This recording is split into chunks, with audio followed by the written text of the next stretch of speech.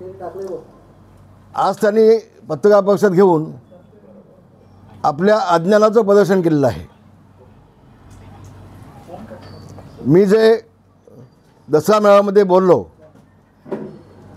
त्यामध्ये मी एका डॉक्टरांचा उल्लेख केला होता की ते डॉक्टर बाळासाहेबांच्या वरती उपचार करत होते आणि त्या डॉक्टरांचं असं म्हणणं आहे. मग आता अनिल परब त्या डॉक्टरांच्या वरती देखील दावा टाकणार आहेत का पैशांसाठी? पण त्यांच्याकडे पैसे कमी पडले आता. ते पैसे मिळवण्यासाठी आणि गरिबांना वाटण्यासाठी त्या डॉक्टरांच्या वरती देखील अनिल परब करणार आहेत का दावा? आणि म्हणून मी आज एक निर्णय घेतला. कालपर्यंत मी थांबलो होतो. मी आज निर्णय घेतला या प्रकरणाबाबत शासनानं CBIची चौकशी करावी म्हणून मी आता पत्र देणार आहे उद्या मुख्यमंत्र्यांना संभाव्य. बाळासाहेबांच्या बाबतीमध्ये 2 दिवस त्यांची बॉडी ठेवली होती का याबाबत मी स्वतः माननीय मुख्यमंत्र्यांना भेटून याची CBI चौकशी लावा अशी मागणी मी लेखी आता करणार आहे. म्हणजे दूध का दूध पाणी का पाणी होऊन जाईल. मग अनिल परबनी जावं कोर्टामध्ये न्यायालयामध्ये आणि कोणाकडनं पैसे मिळतात ते बघावेत. काय बोलतो आपण? थोडं भान पाहिजे. कुठल्या बाकड्यावरती आमदार झोपला होता तू बघणार? तू कोण होतास का त्यावेळेला? अगं आम्ही सगळे नेते बाहेर पडल्यानंतर तू आता माझा तुझा मालक झालास ना तर तू होतास कोण? काय संबंध तुझा होता तिथे? हा एक गोष्ट होती तुझ्याबाबत. मला वाटतं बाळासाहेबांचं मृत्यूपत्र झालं आहे त्याशी आपला काय संबंध असावा कदाचित असं मला वाटतंय. आणि म्हणून आपण काय बोलतो थोडं भान ठेवावं. एक गोष्ट मला आपलं सांगायची आहे. अनिल परब साहेब तुम्ही वकील आहात, तुम्ही शिकलेले आहात. चंद्रग्रहणाच्या रात्री चंद्रग्रहण ज्या दिवशी होती पौर्णिमा होती त्या दिवशी रात्री 12 वाजता आपण कोळीवाड्याच्या स्मशानभूमीमध्ये एक बकरा कापलात का? कारण आपल्यासारखाच कोणती माणसं होता असं त्यांचं म्हणणं आहे. बघणाऱ्यांचं म्हणणं असं आहे की अनिल परब सारखीच व्यक्ती होती. त्यांच्यासोबत एक बिल्डर एक गाडी घेऊन आला होता. त्या गाडीतून एक बकरा घेऊन आला होता आणि 2 नंगे बाबा पूर्ण लग्न होते असे दोघांना घेऊन त्या स्मशानभूमीमध्ये आले होते. आणि तिथं माझ्या मुलाचा योगेशचा आणि रामदास कदम असं दोघांची नावं घेऊन त्या बकऱ्याला कापलात तुम्ही असं त्यांचं म्हणणं आहे. मला नक्की माहिती नाही. तर हे वास्तव असेल तर ते चुकीचं आहे. आपण शिकली व्यक्ती आहोत. हे आगळी कृत्य आपल्याकडनं होता कामा नये असं मला वाटतं आहे. आणि म्हणून हे महाराष्ट्राला कळावं. आपण जर खुलासा आपल्याकडनं झाला तर सोयीचा होईल. आपल्याला हा जोडून विनंती आहे कारण आपल्यासारखीच व्यक्ती कोणती होती असं बघण्याचं म्हणणं आहे. त्याचा खुलासा व्हावा आपल्याकडून अशी माझी आपल्याला विनंती आहे. तेव्हा हे सगळं थांबवा. मी नवीन नाही पक्षामध्ये. 50 वर्ष मी मातोश्रीमध्ये काढलेली आहेत. तुम्ही किती वर्ष होतात मला माहिती नाही. दंगलीच्या वेळेला पोलिसांनी 2-4 लाठ्या मागल्या तर खूप मी मोठं काम केलं असं आपण मागून सांगत होतात लोकांना उद्धवजींना. आणि माझं मत असं आहे की याबाबत उद्धवजींनी बोलावं स्वतः. मी काल पण ते सांगितलं होतं. माझं उद्धवजींना आव्हान आहे. हे चळे चपाटे चमचे बिमचे हे काय माझ्या विरोधामध्ये पत्रकार परिषद घेत आहेत? उद्धवजींना माझं आव्हान आहे आपण बोलावं. नाही तर मला नाईलाजानं ह्या सगळ्या घटनेची चौकशी लावावी लागेल. बोला. त्यांनी तुमच्यावरती वैयक्तिक आरोप केला आहे. 1993 साली तुमच्या पत्नीने जाणून घेण्याचा प्रयत्न केला की जाळ्याची नार्को टेस्ट करा असं ते म्हणतात वैयक्तिकरित्या. होय माझी तयारी आहे. उद्याही माझी तयारी आहे. आणि जर त्यातनं सिद्ध झालं नाही तर तुम्हाला काय सजा द्यायची ते पण सांगा. माझी तयारी आहे बिलकुल. त्यावेळेला माझी पत्नी 2 स्टोव होते. स्टोववरती जेवण बनवत होती खेळला. स्टोवचा खालची जे साडी असते त्या साडीला आग लागली पहिल्यांदा आणि मग फडका उडाला आणि त्यावेळेला मी वाचवलं माझ्या पत्नीला. हे हात अजून आहे साक्षीदार. हे जळलेलं माझ्या हात आहेत. माझ्या पत्नीला मी वाचवले. 6 महिने माझी पत्नी जसलॉकमध्ये होती. 6 महिने मी ॲडमिट होतो तिथे. मी थांबलो होतो बाजूच्या कॉटमध्ये एक रूम घेऊन. तर तू आम्हाला काय सांगतोस रे? हे धंदे आमचे नाहीत. आणि आम्ही आज देखील संसार जीवाभावाने करतो दोघेजणं. तर अशा पद्धतीनं तू बदनाम बी केलेस ना याच्यावरती मी दावा टाकेन. तुमच्यावरती आरोप केले आहेत तुमच्यासोबतच याच्याभोवती मी पहिल्यांदा कोर्ट न्यायालयात जाईन, याच्याभोवती मी मानहानी दावा टाकेन, 100% टाकेन. आता बोला. तुमच्यावरती आरोप केले, योगेश दादांवरती आरोप केले की आईच्या नावावर कळेल. बोला. असे आरोप केले का एकनाथ शिंदेचे जेव्हा बंड केला होता तेव्हा तुम्ही अनेक चॅनल फोटो दिले होते का उद्धव ठाकरेंची साथ मी कधीच सोडणार नाही, आणि आज मात्र एकनाथ शिंदेबरोबर. मी असं कधीच बोललो नाही. मी त्यावेळेला ढसा असं घडलोय आणि उद्या महाराष्ट्राने पाहिलंय. हा चमचा बोलणार कोण आहे? हे बोलू नाही उद्धव ठाकरे ना, बोलू देत ना, बोलू देत ना. आणि म्हणून उद्याच्या सोमवारी मी स्वतः मुख्यमंत्र्यांना भेटेन.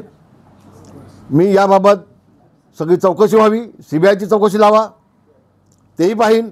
आणि माझ्या पत्नीच्या बाबतीत जो बोलला आहे, मी आज आपल्याला सांगतो आहे, मी न्यायालयामध्ये जाणार. मी मानहानी माझी महाराष्ट्रामध्ये केली, आज माझी पत्नीच जाईल त्याच्या विरोधामध्ये, माझी पत्नीच जाईल. अरे तुम्ही कसले राजकारण आहे? असे महिलांचे, बायकांचे, कोणाच्या आणि कोणाच्या आईचं बदनामी करून तुम्ही राजकारण करायला लागलात. तो तुमच्या जिंदगानी होते. कसलं राजकारण करत आहे? तुम्हाला स्विस बँकेतले अकाउंट कसं ऑपरेट करायचं हे समजतं असं त्यांनी म्हटलेलं आहे. हातांचे ठसे घेऊन तिकडचे पैसे काढले जाऊ शकतात, हे रामदास कदमांना कसं माहिती असं सवाल तुम्ही. अरे बाबा, ज्या वेळेला मी उद्धवजींना सांगितलं की साहेब आपण साहेबांच्या पायाचे ठसे घेऊन ठेवूया का, कारण त्यांचे पाय आमच्यासाठी दैवत आहेत, आम्हाला कामाला येतील. तर नाही रामदास भाई, आपण हाताचे ठसे घेऊन ठेवलेत. उद्धवजी मला बोललेत. उद्धवजी मला ह्याला काय माहिती आहे का? हा गदोळा आता पत्रकार परिषद घ्यायला लागला, याला काय माहिती आहे? आणि म्हणून मी काल म्हटलं की दोघांची टेस्ट व्हावी, मेन टेस्ट व्हावी ना. त्यांचं तेच म्हणणं आहे, ते ठसे नव्हते, ते मोल्ड्स होते, आणि तेच मोल्ड्स वर्षावरती देखील होते, आणि स्टेडियममध्ये देखील सारा स्टेडियममध्ये देखील ठेवण्यात आले होते. कधी ठेवण्यात आले? मी नाही कधी पाहिले नव्हते, मी कधी पाहिले नाही. त्यांनी बघितलं असेल एकट्याने, आम्ही नाही. असं तर चांगलं आहे, मग चांगलं आहे ना. भाई त्यांच्याकडून असं देखील सांगण्यात आलं की मी विभाग प्रमुख होतो आणि माझ्याकडेच सगळी जबाबदारी होती. बाळासाहेब ठाकरे यांचा अरे सोड रे, तुझी कसली जबाबदारी होती? तिथं ज्यावेळेला त्यांचा निर्णय झाला 2 भावांचा की बाळासाहेबांना सकाळी घेऊन जायचं, हे मला कळलं तर मी जाऊन भांडलो त्यांच्याकडे. तू काय सांगतो जबाबदारी होते असेल ना? हा ट्रक त्यांनी सजवला हे मला माहिती आहे, ट्रक त्यांनी सजवला हे मला 100% माहिती आहे. पण निर्णय मी बदलला होता. पण भाई ॲम्ब्युलन्सनी नेऊन शिवाजी पार्कला त्यांना अंत्यदर्शनासाठी ठेवायचं असं प्लॅनिंग होतं. आणि असं मी जे वास्तव आहे ते बोललो आहे. आणि त्यानंतर मी उद्धवजींच्यावरती गेलो, मातोश्री आतमध्ये मी भांडलो त्यांच्याकडे. म्हटलं साहेब आमचे आहेत आणि आम्ही गपचूप ॲम्ब्युलन्समध्ये घेऊन जाऊन देणार नाही, आम्ही ट्रकमधून साहेबांना घेऊन जाऊ. मला म्हटलं ठीक आहे, तुम्हाला जे योग्य वाटतं तुम्ही करून घ्या. हे बोललेत उद्धवजी त्यावेळेला, बोललेत. तो असली विभागप्रमुख ना, ज्यावर रामदास आज विभागप्रमुख काय? आज तू मातोश्रीचा मालकच झाला आहेस. तेव्हा तू विभागप्रमुख होतास, आज तू मातोश्रीचा मालक झाला आहेस. तूच पत्रकार परिषद घेतो आहे. बोलू द्या उद्धवजींना, बोलू देत ना. कुठले मोल्ड आहेत, काय काढलेत मोल्ड, ते एकदा मला बघेन एकदा जाऊन. चांगलं असेल तर रामदास कदम स्वागत. बाकडा शोधतोय मी असं. लवकर शोध, उशीर होईल ना आता शोधायला. अरे मातोश्रीमध्ये सोफे आहेत, ऑफिस आहे आतमध्ये, सोफा आहेत, 2 सोफे आहेत समोर आतमध्ये. एका मी काय नवीन माणूस आहे मी? कुणा सांगतेस तू? आता मी सोफ्याच्या ऐवजी बाकडं म्हणलं असेल, पण आहेत ना सोफे आतमध्ये, आहेत ना. बाळासाहेबांची बॉडी 2 दिवस ठेवली असा आपण जो आरोप केला, यावरती उद्धव ठाकरेंना पत्रकारांनी मी पुन्हा एकदा सांगतोय, हां, त्यावरती उद्धव ठाकरे असे म्हटलेत की मी नमक हराम आणि गद्दारांना उत्तर देत नाही. अगं आता गद्दारी बाळासाहेबांसोबत तूच केली असतील तर तू तर काय देशील? मग बाळासाहेबांच्या मृतदेहासोबत जर तू गद्दारी केली असतील तर तू काय उत्तर देशील? आणि नमक हराम कोण आहे? तू किती मीठ आमच्याकडनं खाल्लं आहेस? उद्धव ठाकरेंनी किती नमक आमच्याकडनं खाल्लं आहे तो विसरला असेल. आम्ही नाही विसरलो, कारण आम्ही नमक नेऊन दिलेलं आहे. नमक हरामी तू केलेस, आम्ही काय केली सांगावं? नमक नाही घेतलं आमच्याकडून, मीठ नाही खाल्लं आमचं. उद्धव ठाकरेंनी आपण सांगितलं की शिवसेना पक्ष माझ्याच आहे, निवडणूक आयोगाला अधिकार नाही आहे चिन्ह आणि पक्ष देण्याचं. ना त्याविषयी मी आज काय बोलणार नाही, तो विषय माझा नाही. काही वर्षात पक्ष मी चालवत नाही, तो विषय माझा नाही. काही वर्षांपूर्वी राज ठाकरेंनी आरोप केले होते बाळासाहेबांना चिकन सूप आणि तेलकट वडे दिले. अशा पद्धतीची ह्या सुद्धा खऱ्या घटना आहेत का? तुम्ही मातोश्री नाही, ते मला वाटतं थापाला आपण विचारलं तर वास्तव काय ते कळेल. मी इतक्या खाली कशाला जाऊ? इतकं खाली मी जाणार नाही. पण थापा अजून जिवंत आहे, थापाला आपण विचारलं, त्याची स्टेटमेंट घेतली तर वास्तव आपल्याला कळेल काय ते. भाई पण सायली मी 10% बोलले त्यामध्ये किती तथ्य आहे की नाही हे कळेल ना तुम्हाला. भाई सातत्याने आपल्या पत्नींवरती आरोप करण्यात आहे सायली बार रेस्टॉरंटच्या वेळेस पण, म्हणजे रामदास भाईंसंदर्भात दुसऱ्या काही गोष्टी मिळत नाही म्हणून कौटुंबिक विषय काढले जात आहेत. अगे तुम्ही माझ्या पत्नीचा विषय काढता, जी घटना 92ला घडली, 92ला घडले आणि मी माझी पत्नी त्यातून, बाळासाहेब स्वतः आले होते, याला लाज वाटली पाहिजे. स्वतः साहेब त्यावेळेला जसलोक हॉस्पिटलमध्ये येऊन बसले, साहेबांनी सगळ्या डॉक्टरांची मिटिंग घेतली आणि माझ्या पत्नीला वाचवलं. आणि तुम्ही आमची बदनामी करता काय? ही खोटी अफवा देऊन आमची मारहाणी करायचा प्रयत्न आहे. ऑर्केस्ट्रा होता, ऑर्केस्ट्राचं परमिशन होतं आणि ज्या सेटिंग चालूच होता त्याच्याकडे अग्रीमेंट नव्हती, ते अग्रीमेंट आम्ही दिले. आणि हे जेव्हा आमच्या लक्षात आलं एखादी मुलगी विक्षिप्त हावभाव करत होती, एवढं कळल्यानंतर आम्ही ते हॉटेल देखील बंद केलं आहे. आम्ही इज्जत घेऊन बसलो आहेत. तुमच्यासारखे कोणाच्या बाबतीमध्ये स्मशानामध्ये बक्का कावाची आम्हाला गरज नाही आहे. आणि असाल तर सांगा. तर हे जे तुम्ही माझ्या पत्नीच्या बाबतीत आज काढलं आहे ना, मला दुःख झालं आहे, वेदना झाल्या आहेत आणि मी न्यायालयात गेल्याशिवाय राहणार नाही. तुला दाखवीन मी आता, सर त्यांनी अब्दुल नुकसानीचा तुमच्या दावा करणार आहेत ते, आणि ते त्यांची जे पैसे आहेत त्याचं पूरग्रस्तांना मी बोललो त्याच्यावरती. आपण आता आलाच वाटतं, आपण आता बोललो आलाच वाटतं. मी बोललो त्याच्यावरती की त्यांनी न्यायालयामध्ये जावं, त्याचं स्वागत. पण त्याच्या आधी मी आता या बाबीची चौकशी लावीन. एक बाळासाहेबांच्या बाबतीत एखादा विषय न्यायालयामध्ये जावा हे मला की पडत नव्हतं कालपर्यंत. हे माझ्या मनाला उचणार नाही. पण जर का तुम्ही अशा पद्धतीनं मला खोटं ठेवत असाल, त्या डॉक्टरांना खोटं ठेवत असाल, तर मला देखील न्यायालयामध्ये जायला लागेलच. नव्हे त्याच्या आधी मला चौकशी करायला लागेल. मी CBI चौकशी मागेल ह्या सगळ्या घटनेची. आणि येऊ दे उद्धव साहेबांना पुढं सांगायला. कारण मी होतो तिथं कुठल्या बाकड्यावर झोपत होतो. तुला आता कावीळ झाले, तुला दिसत कसं आहे बाबा? तुला दिसणार नाही आता. बोला. 14 दसरा मेळावे बाळासाहेब गेल्यानंतर झाले. रामदास कदमांना हे आत्ता का आठवलं? कारण महानगरपालिका निवडणुका येत आहेत म्हणून त्यांना हे आठवलं असं त्यांचं म्हणणं आहे.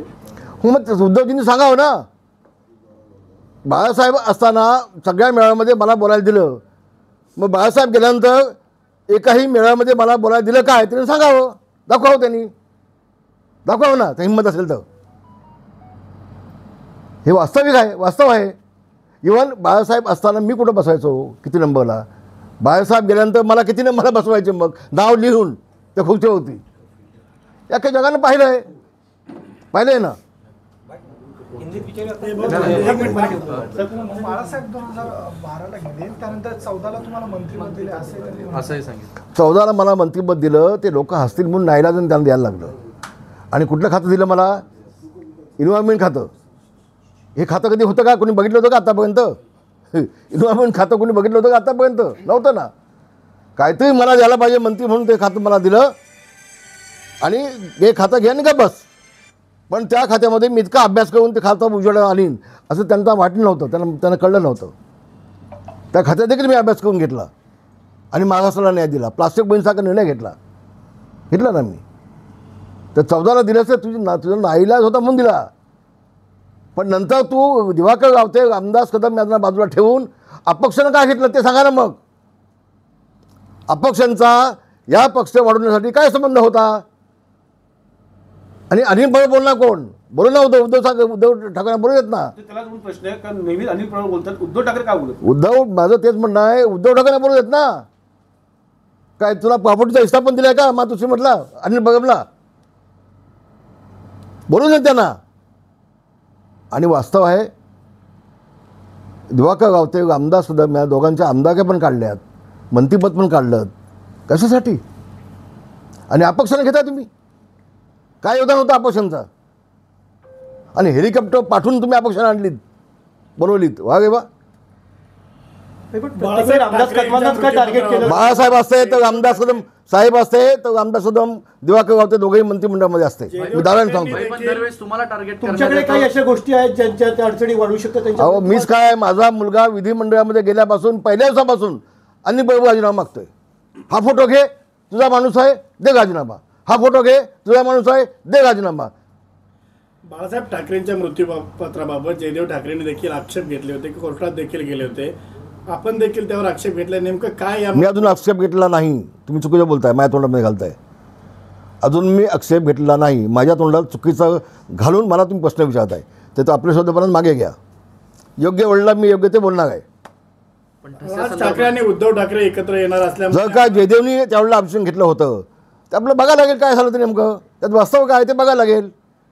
ते शासनाला मी पत्र देईन, याची माहिती घ्या, देईन आपण, काय अडचण आहे. राज ठाकरे आणि उद्धव ठाकरे एकत्र येणार असल्यामुळे निवडणुकीच्या पार्श्वभूमीवर बाळासाहेब ठाकरे यांच्या मृत्यूपत्राबाबत किंवा 2 दिवस मृतदेह बाहेर ठेवला असं आपण म्हटलं. हा जो काय शिंदे गट बाहेर ठेवला नव्हता, बाहेर ठेवला नव्हता. शिंदे गटाचा सुकडा साफ होणार आहे की उद्धव ठाकरेचा महागासा झाला आहे, पूर्ण सुकडा साफ झाला आहे, काय शिल्लक नाही. आणि ज्या मराठी माणसाला 30 वर्षामध्ये मुंबईच्या बाहेर ज्या उद्धव ठाकरेंनी घालवलं आहे, तो मराठी माणूस या उद्धव ठाकरेचा सुकडा साफ करायचा घाणार नाही. मी विश्वासानं बोलतोय. काय केलं मराठी माणसासाठी?